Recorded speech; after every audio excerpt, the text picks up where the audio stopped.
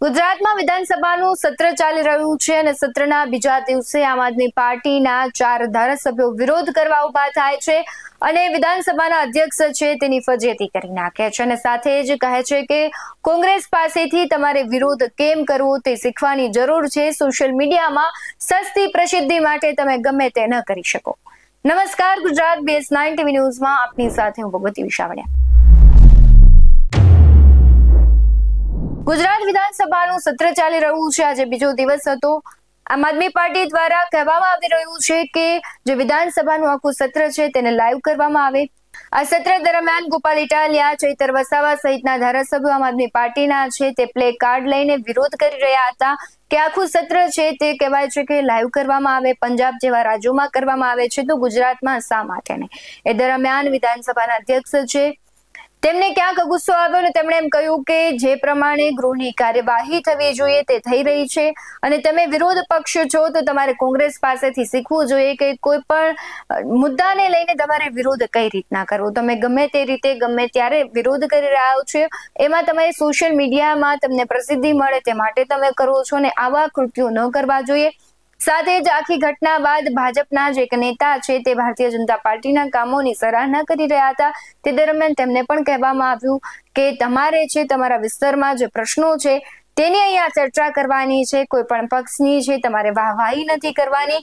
સાથે જે પ્રમાણે લાઈવ પ્રસારણની ઉગ્ર માંગ ઉઠી હતી, ગોપાલ ઇટાલિયા, ચૈતર વસાવા, હેમંત ખવા અને સુધીર વાઘાણી સહિતના નેતાઓ છે, ધારાસભ્યો છે, તેમણે પરિસરમાં વિધાનસભા લાઈવ કરોના નારા લગાવીને સૂત્રોચ્ચાર કર્યા અને ગોપાલ ઇટાલિયા કહ્યું હતું કે લાઈવ પ્રસારણ ન કરવું એ લોકશાહીની હત્યા છે અને લોકોને જાણવાનો અધિકાર છે કે તેઓ ત્યાં શું કરી રહ્યા છે। સુપ્રીમ કોર્ટ અને હાઈકોર્ટની જે કાર્યવાહી છે યુટ્યુબ પર લાઈવ થાય છે તો ગુજરાત વિધાનસભાનું સત્ર કેમ નહીં? તેમણે કહ્યું કે દિલ્હી, પંજાબ, મહારાષ્ટ્ર જેવા અનેક રાજ્યોમાં લાઈવ પ્રસારણ થતું હોવાનો ઉલ્લેખ કર્યો હતો। સાથે પૂછ્યું કે ગુજરાતમાં શા માટે બંધ રાખવામાં આવ્યું છે। સમગ્ર ઘટનાને લઈને ગોપાલ ઇટાલિયાની પ્રતિક્રિયા આવી છે, શું કહી રહ્યા છે તેના પર નજર કરીએ। ગુજરાતમાં છેલ્લા 2 દાયકાથી લોકશાહીની ખુલ્લેઆમ હત્યા થઈ રહી છે। આપણે જોઈએ છીએ કે દેશની સર્વોચ્ચ અદાલત એટલે કે સુપ્રીમ કોર્ટનું પણ લાઈવ આવે છે। જજો શું કરી રહ્યા છે, વકીલો શું કરી રહ્યા છે, કેવી સુનાવણી થઈ રહી છે એ દેશનો સામાન્ય નાગરિક યુટ્યુબ ઉપર જોઈ શકે છે। ગુજરાત રાજ્યની હાઈકોર્ટની અંદર શું ચાલે છે એ દેશનો સામાન્ય નાગરિક લાઈવ જોઈ શકે છે। દેશની લોકસભામાં ભારતની સરકાર શું કામ કરે છે એ સામાન્ય નાગરિક યુટ્યુબ ઉપર જોઈ શકે છે। ઇવન મહારાષ્ટ્ર, રાજસ્થાન, ઉત્તર પ્રદેશ, ઝારખંડ, દિલ્હી, પંજાબ, હરિયાણા, તામિલનાડુ અનેક રાજ્યોની વિધાનસભાઓની અંદર લોકોએ ચૂંટેલી સરકાર શું કામકાજ કરે છે એ પણ લાઈવ જોઈ શકાય છે। ઇવન ગુજરાતના અનેક જિલ્લાઓની જિલ્લા અદાલત પણ યુટ્યુબ ઉપર લાઈવ જોઈ શકાય છે। પણ આપણા બધાનું દુર્ભાગ્ય કે ગુજરાતના કરોડો લોકોએ ટેક્સ આપીને, મત આપીને જે સરકાર બનાવી છે એ સરકાર વિધાનસભામાં શું કામ કરે છે એ બાબત લાઈવ જોઈ શકાતી નથી। તો આ લાઈવ બંધ શા માટે રાખવામાં આવ્યું છે? એવું તો શું વસ્તુ વિધાનસભાની અંદર થઈ રહી છે કે જે છુપાવવામાં આવી રહ્યું છે સરકાર? એવા તે કયા કામો છે જે જનતાથી છુપાવવામાં આવી રહ્યા છે?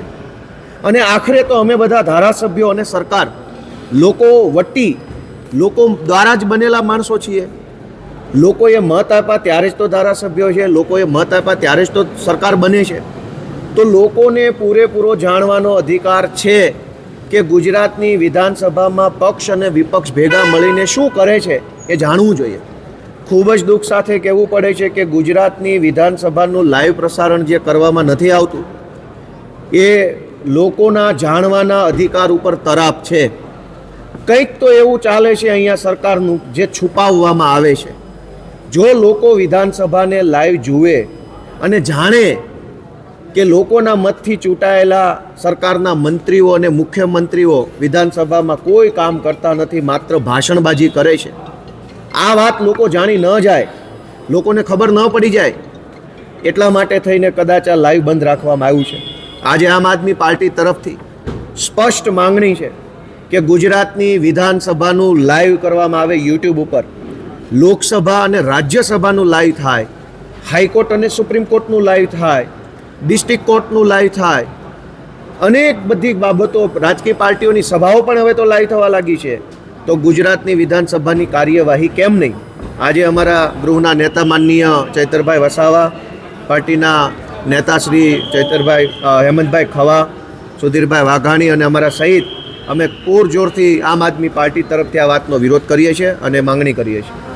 વિધાનસભાની કાર્યવાહીનું લાઈવ પ્રસારણનો મુદ્દો છે તે ગરમાયો હતો. સાથે જ તમને કહેવામાં આવ્યું કે જો તમને વિધાનસભાના ગૃહની મર્યાદા અને નિયમો ન ખબર હોય તો તમારે વાંચીને આવવા જોઈએ.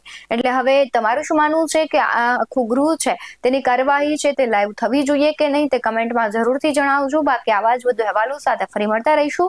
તમે અમારી યુટ્યુબ ચેનલને સબસ્ક્રાઇબ કરવાનું, અમને ફેસબુક અને ઇન્સ્ટાગ્રામ પર ફોલો કરવાનું ભૂલશો નહીં. બાકી અમને નવી અપડેટ્સ મેળવવા માટે આપ જોતા રહો BS9 ન્યૂઝ. નમસ્કાર.